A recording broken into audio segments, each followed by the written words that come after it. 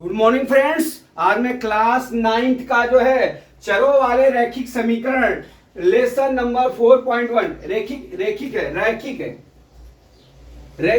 समीकरण lesson 4.1 question exercise का question number 1 है। क्या एक नोटबुक की कीमत एक कलम की कीमत से 2 गुनी है। इस कथन को निरूपित करने के लिए दो चरों वाला एक रैखिक समीकरण लीजिए। ठीक है, तो अब हम क्या करेंगे, सबसे पहले हम क्या लेंगे, हल।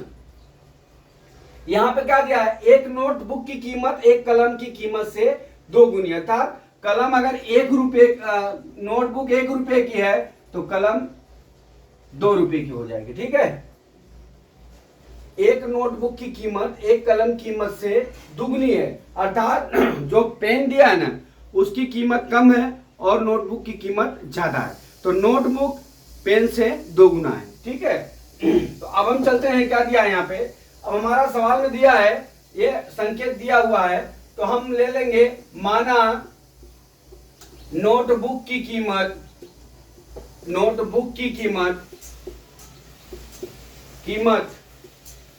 x रुपए है।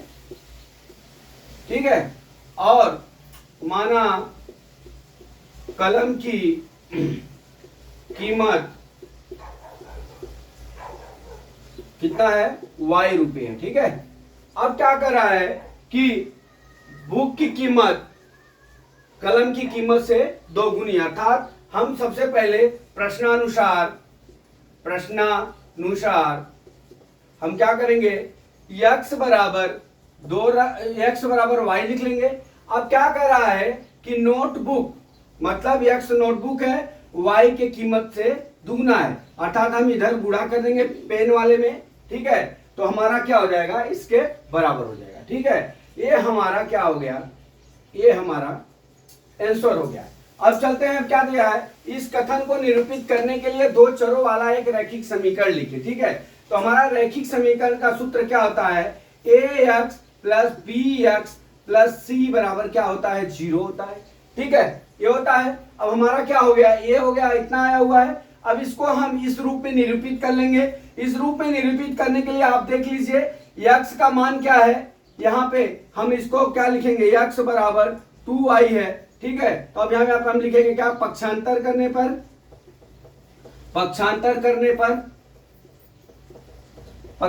लिया तो क्या हो जाएगा, x माइनस 2y बराबर कितना हो गया, x माइनस 2y बराबर कितना हो गया, 0 हो गया। ठीक है, अब समीकरण मान लो इसको 1 हो गया। ठीक है, अब ये समीकरण 1 को हमको रैखिक समीकरण में रखते हैं। ठीक है, अब क्या करते हैं, अब हमारा, अब ये देख लीजिए, ax प्लस bx क्या दिया है, ax plus bx plus c बराबर 0 है, और हमारा समीकरण कितना आया, x माइनस 2y आया बराबर 0 आया। अब देख लीजिए इसको कैसे निरूपित करेंगे। अब यहाँ x का मान कितना दिया है, 1 दिया है, a का मान कुछ नहीं थे, 1x हो गया। अब यहाँ पे कितना हो जाएगा, माइनस 2y हो गया। अब यहाँ पे c का मान नहीं दिया है, तो 0 इंटू सी बराबर 0। अगर किसी संख्या में अगर हम 0 का गुणा करते हैं, इस तरह से लिख लेते हैं, अगर किसी संख्या में हम 0 का गुणा करते हैं तो हमारी संख्या का मान क्या होता है, 0 होता है। तो अब हमारा क्या हो जाएगा, अब यहाँ पे देख लीजिए, 1x माइनस 2y बराबर 0, तो 1x बराबर 2y, अर्थात एक बुक की कीमत 2 गुनी होगी, अर्थात x बराबर 2y हो गया। ये हमारा आंसर हुआ। ये रैखिक समीकरण के रूप में इस तरह से हम लिख लेते हैं। ठीक है, और ये सिद्ध हो गया। तो दोस्तों, ये मैं आशा करता हूं कि आपको ये सवाल समझ में आ गया। बहुत इजी सवाल है, कुछ करना नहीं है। अब अगला वीडियो फिर लेके आते हैं दोस्तों। जय मां सरस्वती, जय भारत माता, जय जवान, जय किसान।